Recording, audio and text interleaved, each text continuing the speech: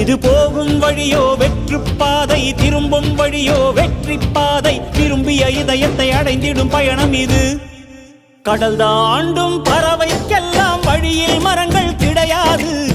ஆனாலும் கண்டம் தாண்டும் சிறகுகள் வலிக்காது. மலையேறும் எறும்பின் கால்கள் வெயிலை மிதித்து உடையாது. மனதோடு காதல் வந்தால் மனிதா தடையேது.